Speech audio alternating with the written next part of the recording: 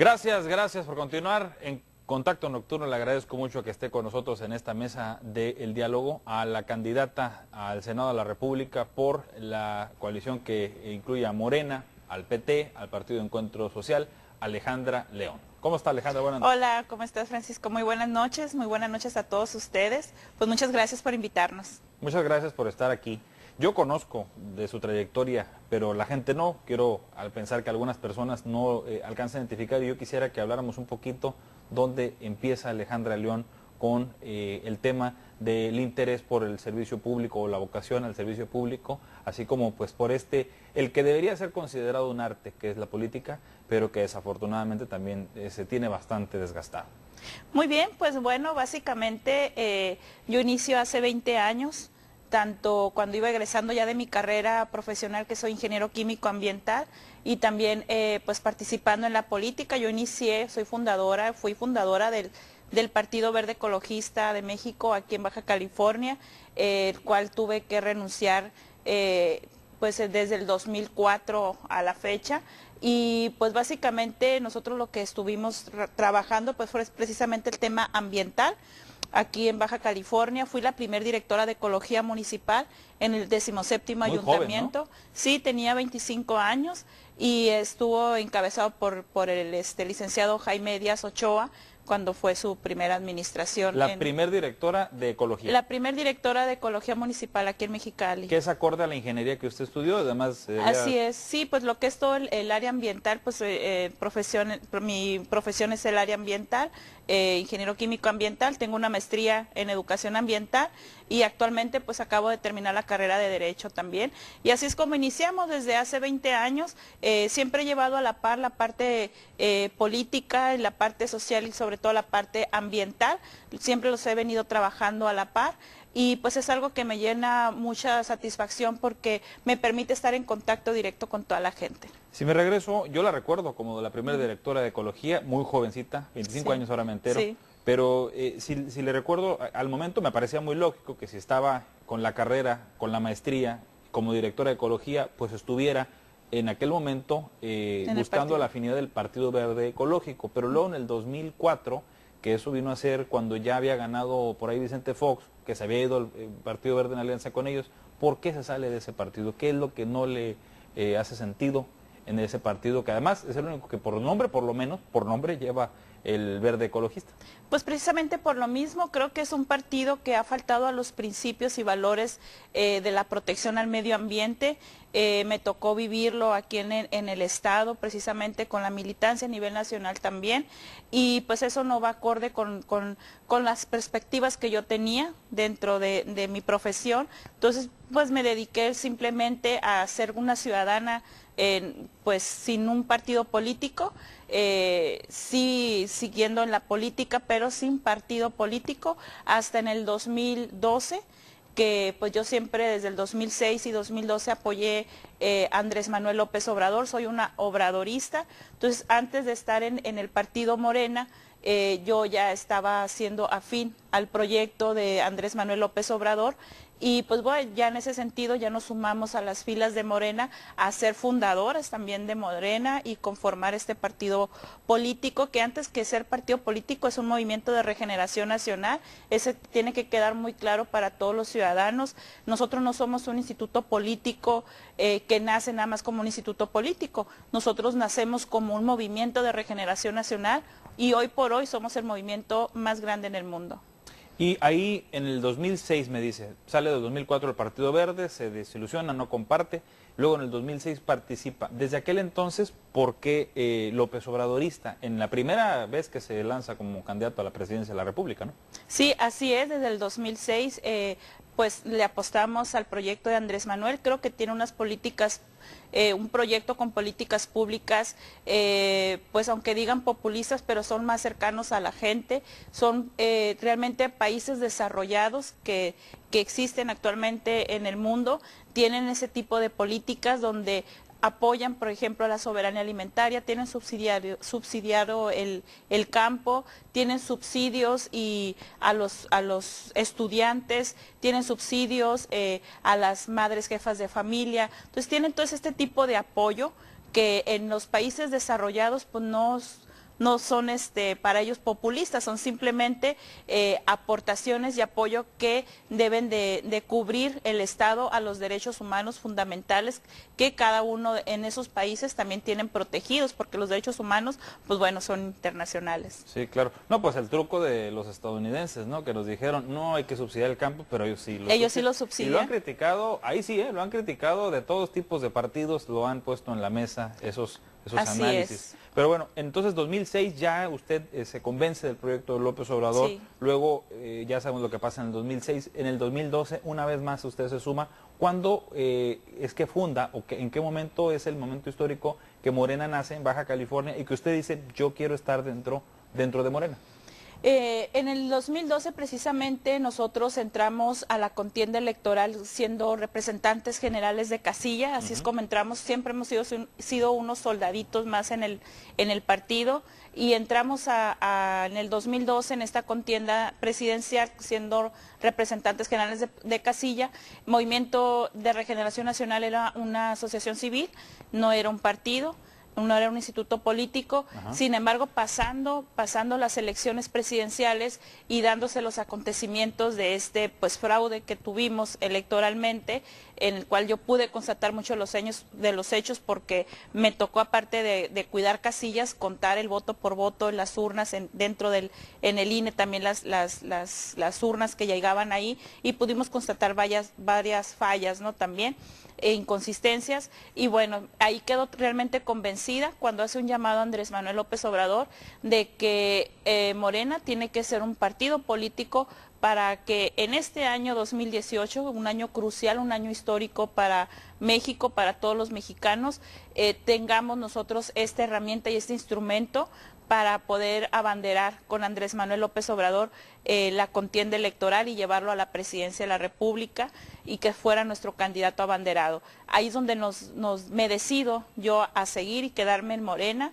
asumir este reto, pero sobre todo asumir esta gran responsabilidad con el pueblo de México, con todos los ciudadanos, con los baja californianos también, y empezamos todo un proceso legal que se tiene que hacer ante el Instituto Electoral. En aquel entonces todavía era el IFE. El IFE, así es, y iniciamos todo el proceso. Soy consejera política estatal desde el 2012, donde se inician todos los trabajos estructurales para la conformación del partido, y pues me quedo, ¿no? Soy consejera política estatal. En el 2015 soy candidata a diputada federal plurinominal.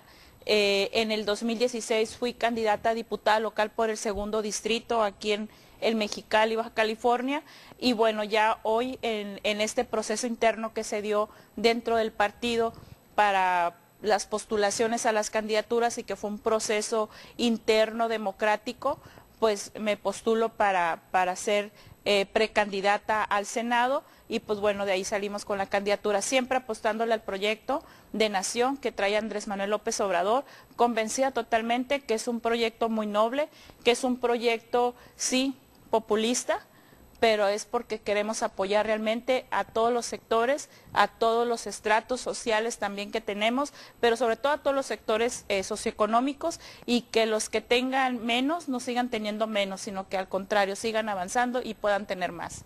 Dos preguntas. El 2006, 2012, ¿usted considera en ambas ocasiones hubo fraude? Y ahí la segunda pregunta sería, ¿qué haría diferente este 2018 si así lo consideran la historia?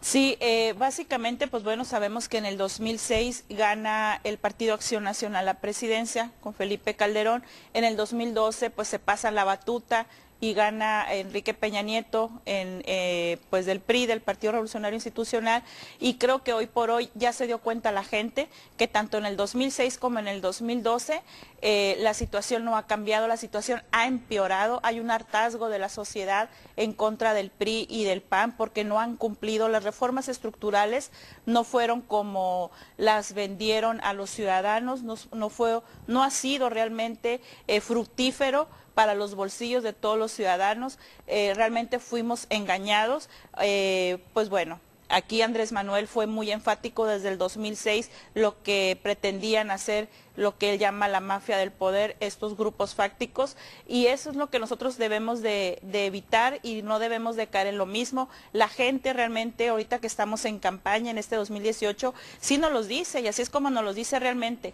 Ya no vamos a creer en el PRI y en el PAN, porque creímos en el 2006, en el 2012, pero ahora yo creo que vamos a votar por Andrés Manuel. Están realmente convencidos, pero sobre todo hay un fuerte sector ya obradorista desde el 2006 que dice, ahora sí vamos a ganar, porque los que en aquel entonces se dejaron engañar y se dejaron convencer, pues van a salir a votar, sobre todo por el proyecto de nación con Morena, con el proyecto de nación de Andrés Manuel López Obrador y con todos los candidatos de la coalición Juntos Haremos Historia.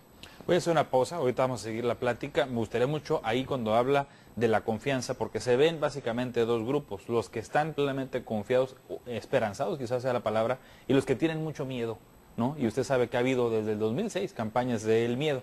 Hablemos de estos dos factores, si me permite, al regresar.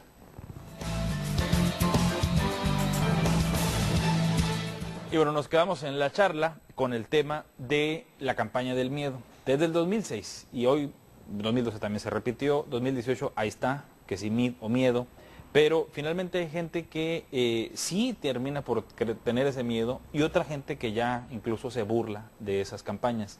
¿Usted qué diría en esos dos polos? Porque está, digamos, un tanto polarizado el país, básicamente con la ventaja que lleva el proyecto más fuerte es Andrés Manuel, ¿no? Y ya Anaya, que se perfila como el segundo, pues está rezagado. Ahorita casi es Andrés Manuel o el que le gane a Andrés Manuel. En esos dos polos, ¿usted qué diría? A cada uno de los extremos. Pues bueno, básicamente lo que nos hemos nosotros percatado, tanto en redes sociales como en la campaña de tierra que nosotros estamos llevando a cabo en el día a día, es, por ejemplo, en redes sociales, bien lo comentas tú, hay gente que pues ya se ríe, hace memes de esta implementación de campañas de terror que quieren hacer en contra de Andrés Manuel. Obviamente la gente ya no está creyendo, es la mayoría de la gente que ya no cree en esta campaña o en esta guerra sucia de implementar el miedo a la gente para que no vote por Andrés Manuel López Obrador o para que no vote por Morena. Y en el otro sentido, pues en la campaña de tierra también nos lo hace saber la gente, o sea, la gente ya está muy convencida que pues el mejor proyecto y que el mejor ha presentado propuestas, inclusive el que ya presentó su gabinete, precisamente es el que le da confianza a la gente, el decir, ya está nombrando él a su posible gabinete, lo dio ya a conocer, y en ese sentido la gente se siente un poco más confiada, porque pues ya sabe quiénes son las personas que pudieran estar con él gobernando nuestro país, siendo que pues el resto de los candidatos no han nombrado absolutamente a nadie, no han dado luces de quienes pudieran estar con ellos, posiblemente acompañándolos en sus posibles gabinetes, y eso también crea desconfianza ante la gente, es lo que también la gente nos los ha dicho. Creo que las redes sociales han sido importantísimas en esta contienda electoral, es la gran diferencia en el 2006 y en el 2012, el parteaguas definitivamente son las redes sociales. Aquí ya los medios tradicionales pasaron a un segundo plano y las redes sociales son las que han estado tomando la batuta, y es el sentir de los ciudadanos que ya están ahí en estos medios de comunicación que tenemos ahora con esta tecnología y que no lo veíamos en el 2006 y en el 2012, y eso ha hecho la gran diferencia en esta campaña electoral, y es donde también nos va a dar la certidumbre, y nos está dando la certidumbre de que vamos a ganar. En Mexicali el año pasado hubo un cansancio que decían que era la gasolina. Finalmente el gasolinazo fue un motor que activó a todo el país en muchos grupos para hacer manifestaciones. Pero acá se cruzó con lo del agua, la ley del agua. Luego se cruzó con las placas, se cruzaron tantas cosas, pero al final grandes cantidades de personas, sobre todo en Mexicali, que por ahí hasta meditó ser portada de una revista Proceso. Sí. Mexicali fue un lugar muy particular, incluso mucho más que Tijuana.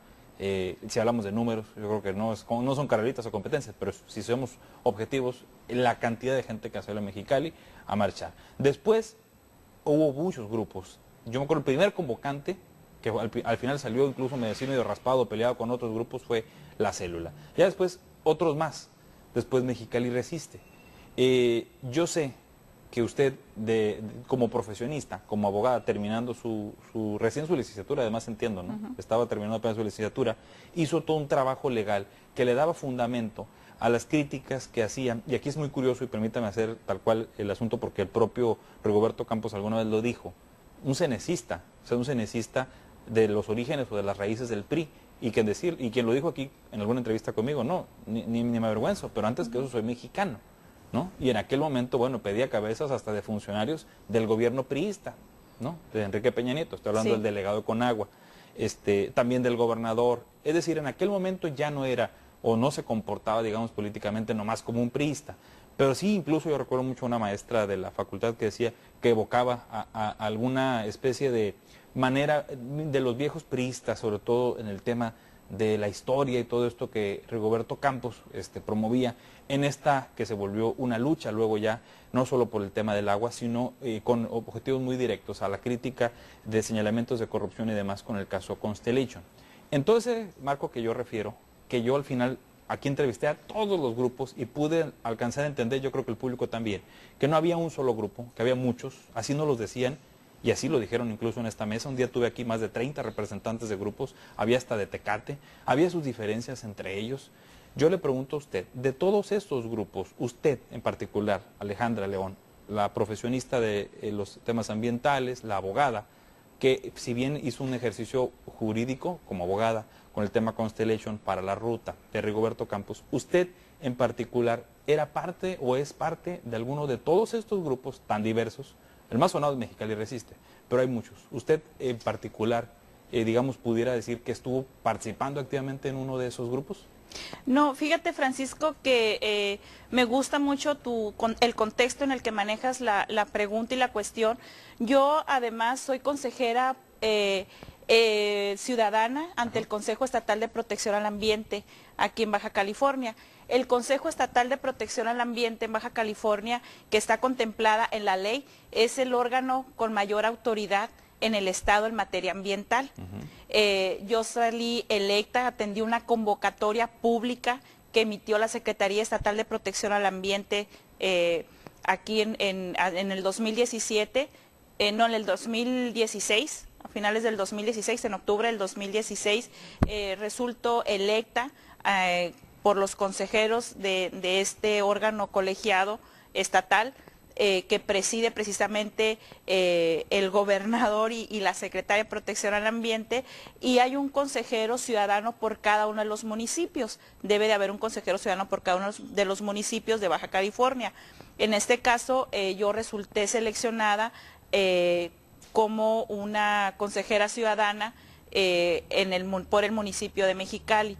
En ese sentido, como esto se da a finales del 2016, cuando se estaba también fraguando todo este movimiento en defensa del agua, porque ya estaba casi aprobado por Fast Track la ley privatizadora del agua, que finalmente, gracias a estos movimientos sociales y a estas marchas, se logró pues abrogar, ¿no? Se logró tirar abajo, como decimos coloquialmente aquí en Mexicali.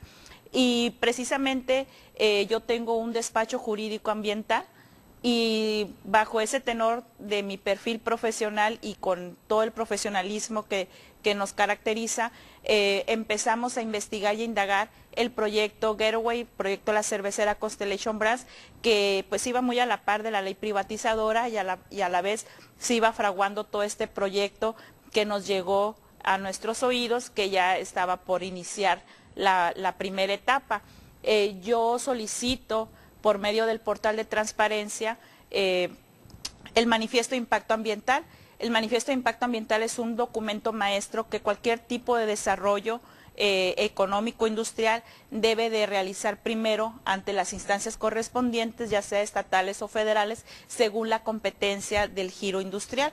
En este caso yo lo solicito ante Semarnat, me dicen que no, que ahí no está, y lo empiezo a solicitar ante la Secretaría de Protección al Ambiente vía portal transparencia.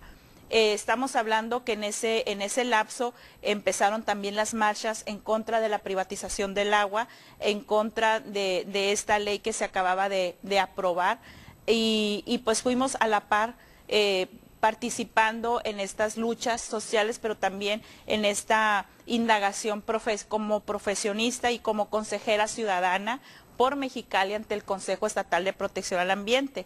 Entonces, nosotros en Morena, desde el 2015 se quiso privatizar a nivel nacional el agua. Los legisladores de Morena y todos los militantes de Morena nos opusimos, inclusive hicimos algunos posicionamientos públicos, si bien nos hicieron algunas marchas, pero sí se hicieron posicionamientos públicos en ese sentido para que no se privatizara a nivel nacional el agua. Era una de las reformas estructurales que traía Enrique Peña Nieto, el privatizar el agua a nivel nacional. No se logró en ese sentido, entonces lo que se propuso el gobierno federal es empezar por los estados a empezar a privatizar el recurso natural, el agua. Y pues nosotros ya traíamos en conocimiento este hecho cuando toca Baja California ser de los primeros estados que fueran a privatizar el agua. Pues en ese sentido, siendo aparte militante de Morena, pero también siendo consejera ciudadana ante el Consejo Estatal de Protección al Ambiente por mi perfil profesional y por el trayecto de trabajo socioambiental que yo he realizado, yo tengo una organización civil, se llama CIMAS AC, fundada desde el 2010, por el cual yo he estado siempre haciendo labores socioambientales en la comunidad. En ese sentido comenzamos a indagar toda la cuestión de la planta cervecera Constellation Brands. El documento lo solicitamos en 4 ocasiones vía portal de transparencia y en las 4 ocasiones nos los negaron. Entonces nos dimos cuenta que sí existía el documento, que ya había una licencia porque nos mandaron nada más una licencia ya autorizada que se deriva de ese manifiesto de impacto ambiental, por lo cual tuvimos que acudir al Tribunal de lo Contencioso y Administrativo haciendo una demanda, presentando una demanda contra el gobernador y contra la secretaria de Protección al Ambiente del Estado. Hasta que no se presentó esta demanda, que ya fue ya va a ser un año, como en mayo se presentó ya la demanda del año pasado, del 2017, y fue que se comienza a destrabar todo este documento y toda esta información. Fue en junio del 2017 que, pues al estar presionados con esta demanda ante los tribunales, nos entregan el documento. Ya no, al entregarnos el documento del manifiesto de impacto ambiental, que fueron varias carpetas, son varias carpetas, todo el documento completo, comenzamos a hacer todo nuestro análisis técnico ambiental de lo que conllevaba todo este proyecto, de lo que conlleva todo este proyecto, y es donde nos damos cuenta y nos percatamos precisamente que una de las partes del agua donde se le quiere abastecer a la planta cervecera, donde ellos ya tienen señalado que se van a abastecer de agua, son de pozos federales y pozos particulares del ejidatarios de la zona norte del Valle de Mexicali. Aquí en este caso, junto con nuestro amigo Rigoberto Campos, nos dimos a la tarea a ver de quiénes eran los dueños o posesionarios o concesionarios de estos pozos, y pues sí resultaron ejidatarios del módulo 4 y del módulo 5 del Valle de Mexicali, y el cual cuando se les informó que estaban sus pozos ya comprometiendo,se a que de esos pozos iban a abastecerse el agua a la cervecera hasta 20 millones de metros cúbicos al año, pues ellos toman alerta, ¿no?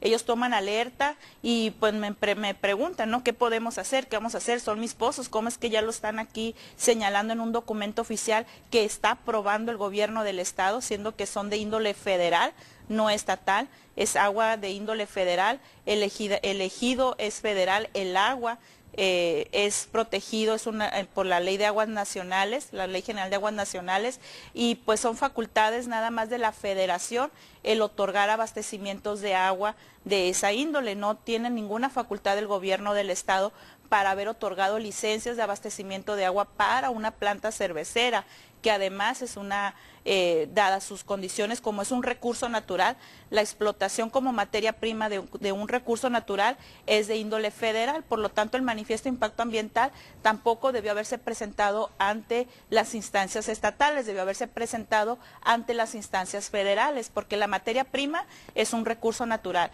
y toda materia prima que sea un recurso natural, en este caso el agua principalmente, compete a la federación.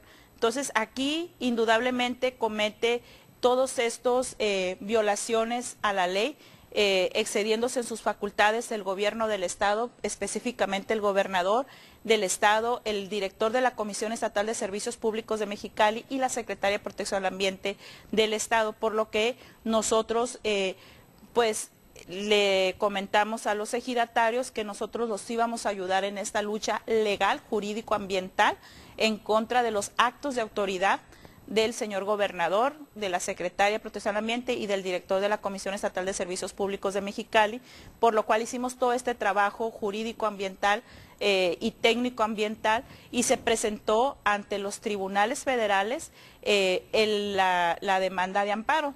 En ese sentido todavía está el juicio, el litigio, esta situación sigue en litigio. Todavía estamos encabezando esta lucha legal, jurídico-ambiental, ante los tribunales federales y pues nosotros no vamos a parar en ese sentido, nosotros vamos a seguir hasta las últimas consecuencias y eso responde precisamente la pregunta muy específica que me haces. Yo no pertenezco a ningún colectivo, yo estoy apoyando a todos los defensores del agua, principalmente a los ejidatarios, pero a todo el pueblo de Baja California.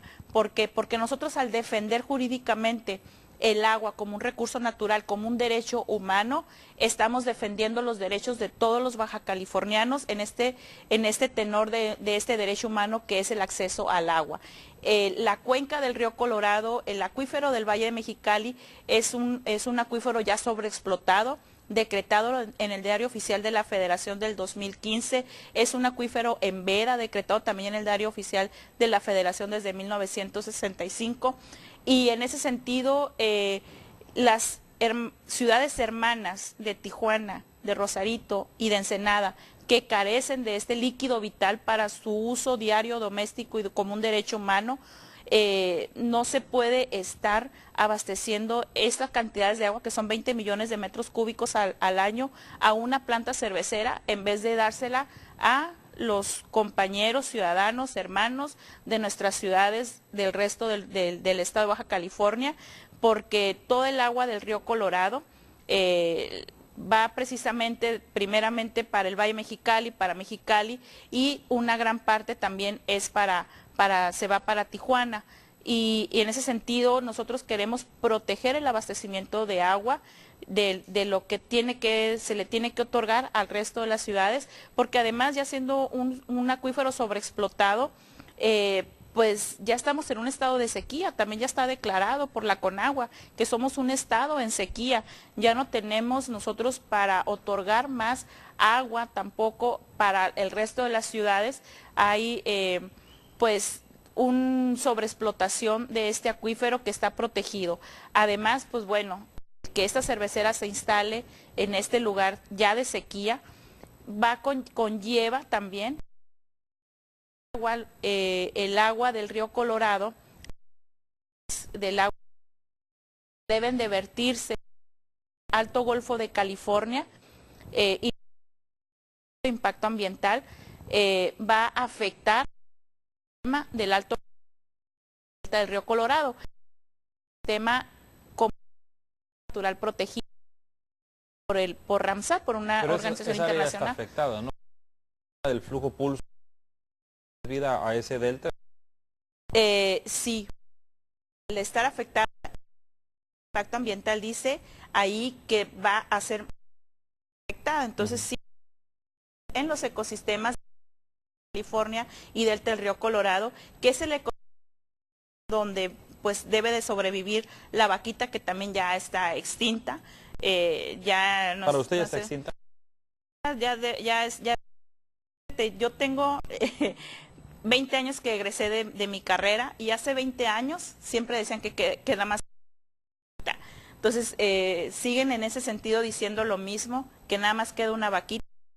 Años no es la actividad pesquera la que acabó con la vaquita, fueron la del agua dulce del río Colorado el agua salada del mar del Golfo de el que hacía este ecosistema mundo, por eso es el acuario más grande del mundo y es un patrimonio de la humanidad, pero no fue la actividad pesquera, fue el que se fue acabando el flujo de agua dulce del río Colorado, pero también porque en Estados Unidos pues han estado cerrando el flujo de agua del río Colorado hacia México, y ahorita también está siendo afectado porque están modificando el Tratado de 1944 sin haberlo pasado por el Senado, y pues una serie de factores que son indispensables que desde el Senado precisamente veamos este tipo de problemática, porque es donde realmente podemos nosotros accionar a favor de los ciudadanos en Baja California. Ahorita le vamos a entrar al tema del agua, pero nomás para cerrar ese paréntesis, que me queda claro que fue amplia su respuesta, porque si fue amplia mi pregunta, ¿no? Y entiendo, yo creo que aquí hay un diálogo bastante, yo quisiera hablar maduro, aunque hay gente que quiere luego ver las cosas muy simplistas. Y hablo de los dos extremos, hablo de gente que está totalmente en contra, ¿no?, de López Obrador, y gente que está totalmente a favor de López Obrador y que luego se quiere traducir todo como, pues claro, ¿no? Apoyaba, como alguna vez se llegó a decir en redes, apoyaba a Rigoberto Campos porque es de Morena, sin tener todo el conocimiento técnico. Yo incluso no sabía que usted ya estaba como vocal de este órgano ciudadano en Mexicali previo a que todo esto se diera. Sí. ¿Actualmente sigue en esa posición ciudadana? Así es, seguimos en ciudadano, tenemos todo, nuestro encargo es hasta el 2019. Es honorífico, no hay ningún sueldo. Exactamente, es un cargo honorífico, con mucha compromiso, y desde esa trinchera hemos estado nosotros accionando en cuestiones ambientales de Mexicali. Sí. Entonces yo ya estuve en la parte como funcionaria pública, como ciudadana, sé los problemas de los cuales nos laceran cuestiones ambientales, y contaminada de México, somos una de las ciudades más contaminadas del mundo, y debemos de ser críticos en eso, que mucho tiene que ver la falta de las políticas públicas y el apoyo que han tenido los gobiernos para esta área tan sensible, porque una ciudad contaminada es una ciudad enferma. Por eso vemos tantas farmacias que están proliferando aquí en Mexicali y en Baja California, porque no nada más Mexicali, Tijuana también está entre las 5 ciudades más contaminadas de México. Entonces tenemos en Baja California las dos ciudades más contaminadas, de las 5 primeras más contaminadas de México. ¿Qué te quiere decir eso? O sea, ¿qué te quiere decir California contaminadas? Mexicali y Tijuana. Así es, Mexicali y Tijuana de México. Sí es un problema grave de políticas públicas en Baja California, que ningún gobierno tiene posibilidad real de llevar a cabo en beneficio de que ya nos estén contaminando nuestro medio ambiente. Acciones contundentes, y no quiere decir que se sancione o se multe. Nosotros estamos a favor del desarrollo industrial, y del desarrollo económico.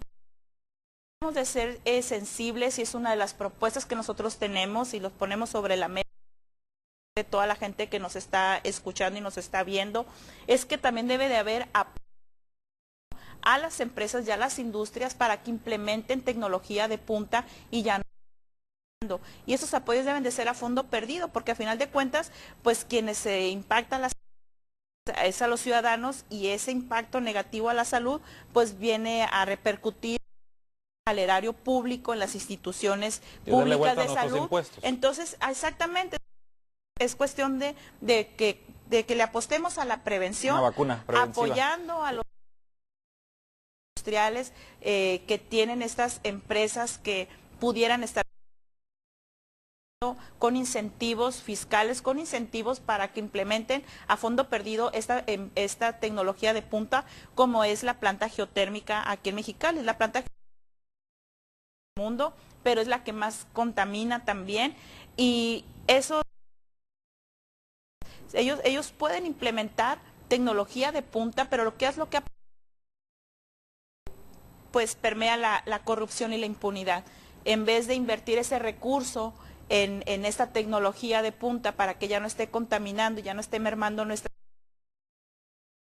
que pues lo desvían a otros rubros, o no sabemos exactamente a dónde, pero pues son cuestiones tan sencillas que es nada más de aplicar aplicar. Yo creo que muchas cosas usted las ve sencillas porque la parte jurídica y la técnica la trae bastante consciente. A lo mejor yo le hablo de televisión y se me va a caer viendo un poco como yo, pero yo quiero preguntar, a pesar de que ya hubo una explicación de fondo, mi pregunta fue de fondo y su respuesta fue bastante amplia y de fondo, yo le quiero preguntar por la parte de la percepción. ¿Está usted de acuerdo que en realidad no es percepción?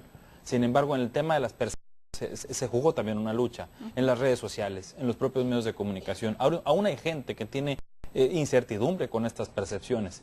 Yo concretamente le pregunto, en la percepción, sabiendo que hay una carrera que le da, pues, ¿cuántos años ya? Del 2003 para acá, 15 años, profesionista del área ecológica, una maestría, una licenciatura, todos los argumentos que ya me dio. Le pregunto ahora por la percepción, ya una vez explicado el fondo, el tema de que finalmente Rigoberto Campos siempre dijo, yo no voy de candidato a nada, sin embargo, su esposa luego, en algún momento, después ya no, iba como suplente de usted. En la percepción, sin ser maniqueo, pero sí le preguntan la percepción, porque la gente yo creo que también necesita saber esto, ¿no? Estos movimientos, ¿tuvieron un fondo político? Ya hablamos de que no es un grupo, son un chorro. Hablamos de que entre ellos traen pleitos. Aquí lo hemos documentado, sí. Pues, entonces, para no ser maniqueos, decir, todos son un movimiento contra un partido, no. Es en alguno de los niveles o en alguno de los sentidos para usted, el hecho de la candidatura que no aceptó Rigoberto Campos, pero en un primer momento sí su esposa, como suplente de usted, que después al final no se dio.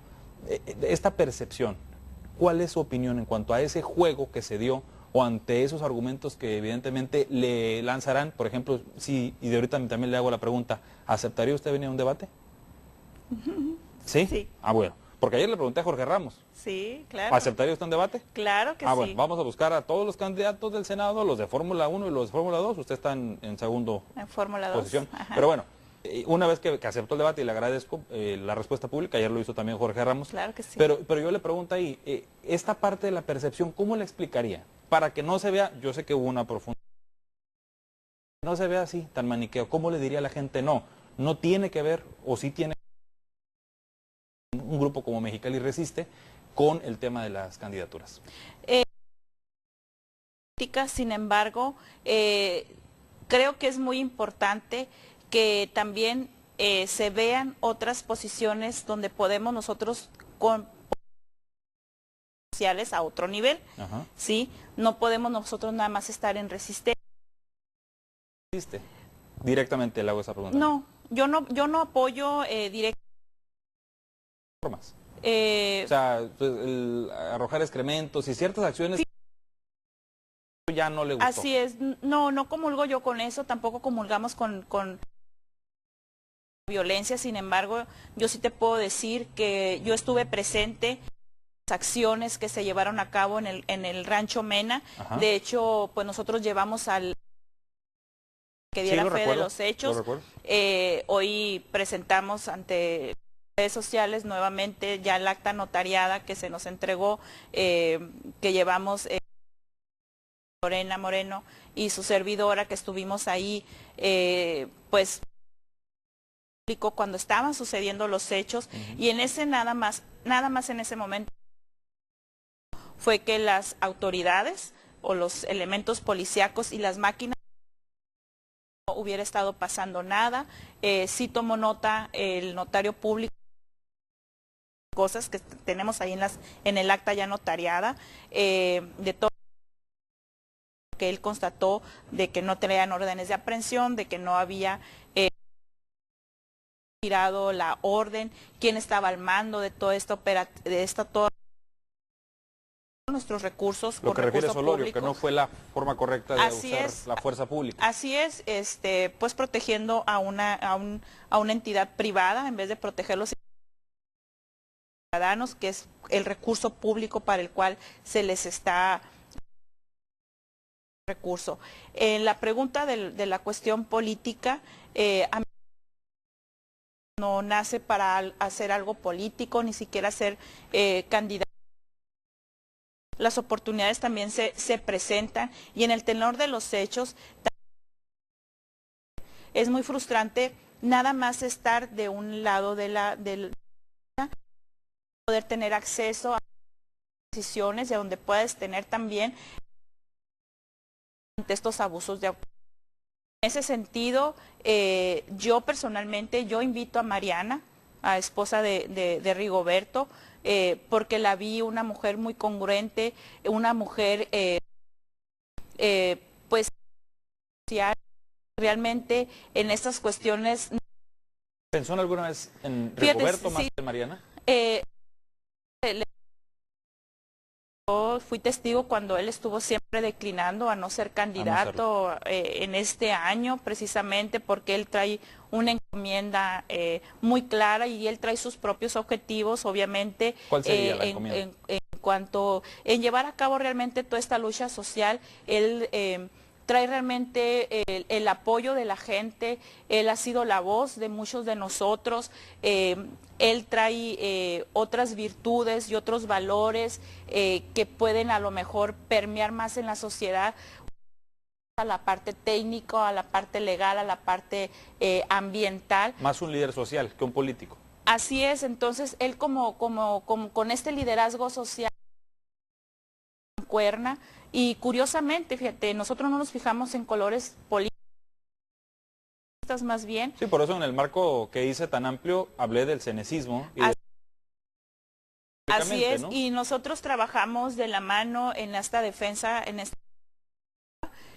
sin ver colores partidistas, simplemente porque como ciudadanos tenemos realmente de demostrarle a la sociedad que nosotros estamos por la defensa humano y que podemos trabajar de la mano en ese sentido. Cuando se están cometiendo actividades de este tipo, podemos trabajar y avanzar juntos, podemos construir. Aquí no se trata de dividir por cuestiones partidistas, porque todos somos políticos, todos llevamos eso de que dicen, no, yo no soy político, ya estás haciendo política. Tú dices que no eres político, tienes una postura política, pero ya estás dando una opinión sobre cualquier asunto político, económico, etcétera, ya estás asumiendo un papel político apartidista, eso sí, o sea, sin partido. Y en ese sentido, en la defensa del agua, políticos, con los perfiles que tiene cada quien. La cuestión de la compañera Mariana, es una cuestión que yo le hice una invitación a ella por la está de la mano.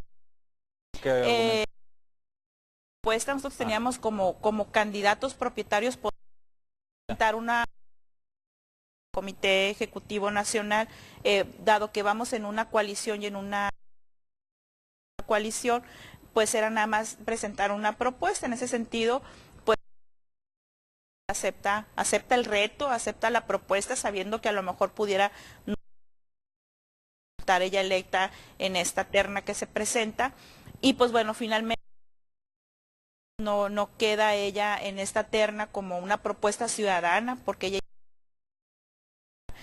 que yo estaba presentando para que fuera mi suplente, y como vamos en coalición, se le da a una militante de otro partido político de los que vamos en coalición. Los contrapesos de la coalición. Así es. Voy a hacer una pausa, de hace rato que me la están marcando, el tema valía mucho la pena, creo. Regresamos con concretamente el caso Constellation. De llegar al Senado de la República por Morena, ¿seguiría la lucha contra Constellation? Se lo pregunto esto al regresar. Así es. Como maestra jubilada, ¿qué es lo que más quiere? Yo le di la vida a mis alumnos y a mi país. He conquistado mi derecho a una pensión digna. Merezco una atención médica y medicinas de calidad. Puedo seguir aportando mi experiencia. Quiero seguir. ¿Quién mejor que una maestra para que nos represente en el Senado? Hola Alicia, tu lucha es mi lucha. Por eso quiero representarles en el Senado. Estamos con usted, maestra. Ni un paso atrás. Con Nueva Alianza es de ciudadano a ciudadano. Propongo a los 100 días de mi gobierno lograr primero un código penal único para que los delitos que más te lastiman, robo, extorsión, feminicidio, homicidio, se castiguen igual en todo el país. ¿Cómo le vas a explicar a las familias que con esos delincuentes te quieres sentar a dialogar? En tu ambición de poder y en tu miedo de volver a perder, te has convertido en un títere de los criminales. Yo los voy a meter a la cárcel. ¿Viste el debate? que él dice que va a gobernar con el ejemplo y que con eso se va a acabar la corrupción. Pero acuérdense, esto lo conoce todo el mundo, cuando fue jefe de gobierno, sus más cercanos colaboradores, Ponce, Bejarano, Imas, recibiendo fajos de billetes en efectivo. Si su ejemplo es tan potente, ¿por qué no pudo contagiar a su secretario particular, a su secretario de Finanzas, al delegado de Tlalpan? Y va a decir, bueno, pero acabaron en la cárcel.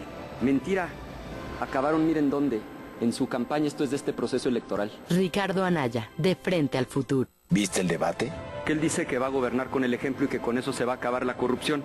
Pero acuérdense, esto lo conoce todo el mundo, cuando fue jefe de gobierno, sus más cercanos colaboradores, Ponce, Bejarano, recibiendo fajos de billetes en efectivo. Si su ejemplo es tan potente, ¿por qué no pudo contagiar en particular a su secretario, al delegado de Tlalpan? Y va a decir, bueno, pero acabaron en la cárcel. Mentira, acabaron, miren dónde, en su campaña. Esto es de este proceso electoral. Ricardo Anaya, de Frente al Futuro. Papá, mamá, sí me contrataron. Felicidades. ¿Qué pasó? ¿No te pidieron experiencia como antes? No, abrieron plazas porque ahora el gobierno le va a pagar a la empresa una parte de mi salario mientras me capacitan. Uy, cómo me acuerdo de mi primer salario. Cada año miles de jóvenes sin experiencia buscan trabajo. Por eso el partido para incentivar a las empresas a que contraten jóvenes en busca de su primer empleo. Es nuestro deber. Es nuestro momento y así lo vamos a dejar mirando de frente. Yo soy Alejandro Arregui y voy a ser de 24 horas de 7 días a la semana. California, es nuestro momento exacto, mejorar con Alejandro.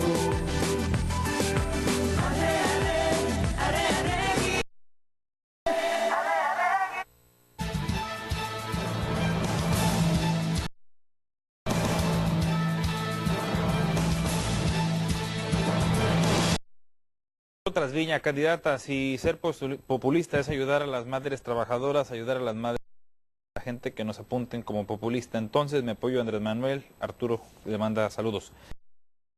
Senadora de Morena, ¿por qué los diputados de Morena actualmente en el Congreso no participan en ningún problema del Estado como son agua, inseguridad, conflicto de maestros? Pregunta el señor Oscar Valentín. ¿Quiere contestar algo? Sí. Bueno, pues la pregunta aquí de madres solteras. Yo soy madre jefa de familia, soy madre soltera, hoy de familia, y claro, o sea, está dentro del proyecto de Andrés Manuel y en lo personal ya como legisladora que vamos está el apoyar en este sector tan importante, sobre todo para que capacidad de recurso para que se puedan seguir superando y preparando, en que las mujeres nos preparemos, tenemos mayor, si somos madres jefas de familia, tenemos que darles esas oportunidades. El factor que a nosotros pues más nos permea en ese sentido, nuestros hijos o los hijos que podamos tener, o el hijo o la hija, ¿no? A ellos no en un estado de que pues se van a quedar ellos seguir realizando los hijos también puedan seguirse desarrollando en un ambiente óptimo, ¿no? Por cierto que conocemos a su hija virtuosa de la música de la orquesta Red Río Nuevo. Así es, pues ella Eso es el ejemplo de lo que me dice. Así es, creo que el CEAR, en este caso la orquesta, es una de las bondades que sí tenemos aquí en Mexicali, este sistema de orquesta sinfónica, en donde los niños básicamente están becados. Uno nada más tiene que tener pues la responsabilidad, el compromiso de llevarlos y traerlos, pero pues en ese tiempo te permite superarte. Yo en ese tiempo precisamente, aprovechando esa oportunidad, la vocación que tiene mi hija, me di a la tarea de estudiar la carrera de Derecho. Entonces mientras en la Orquesta Sinfónica del Río Nuevo, yo me aboqué a Derecho. Madre jefa de familia. Como madre jefa de familia, exactamente. Tiene el tiempo encima, ya se nos vino hace rato, pero una propuesta así muy breve, concreta para las madres. ¿Qué haría? Pues presentarles precisamente estas oportunidades.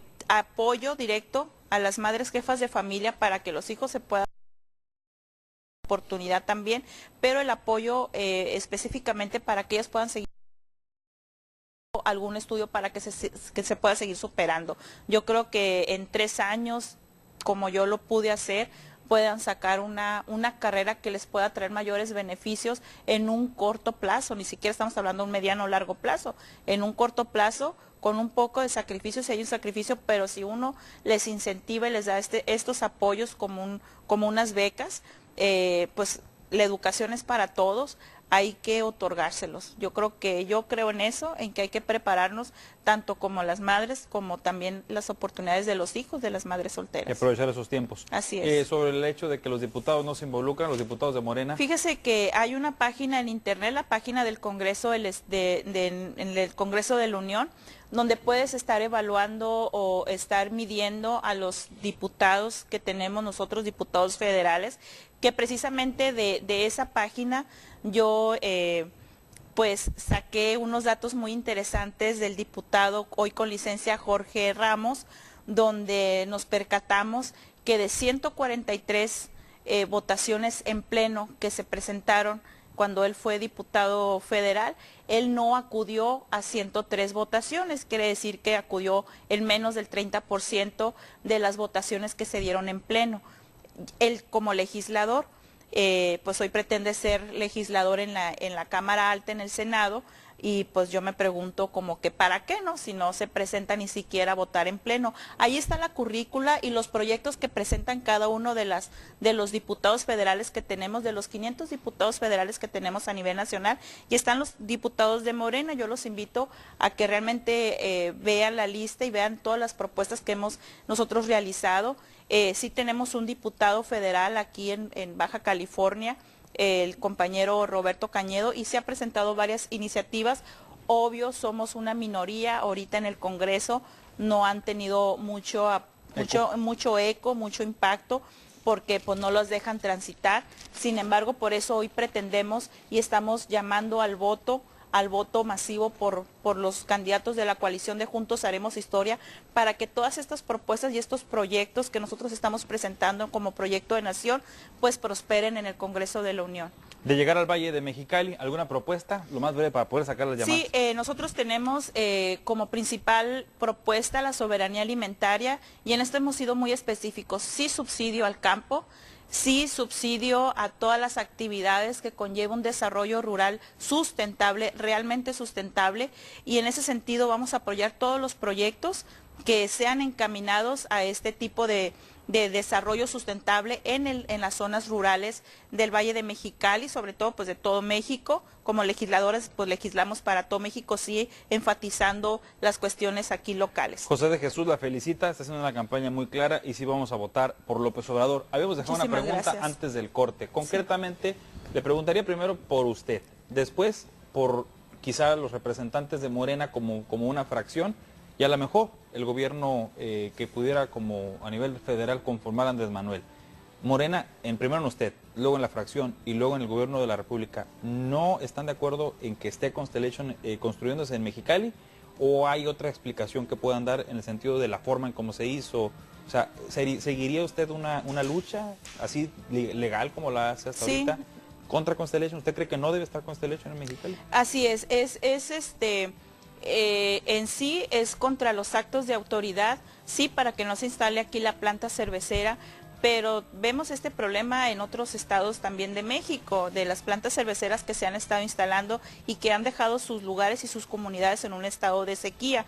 Eso es algo que en lo personal y como profesional lo voy a seguir luchando y enfatizando. ¿Con la gente de Morena? Lo hemos planteado. Andrés Manuel sabe de esta situación. Andrés Manuel no está de acuerdo con instalaciones de este tipo de empresas transnacionales que vienen por un recurso natural sin tener beneficios reales al pueblo de México, simplemente en seguir saqueando pues nuestros recursos naturales, en este caso el agua.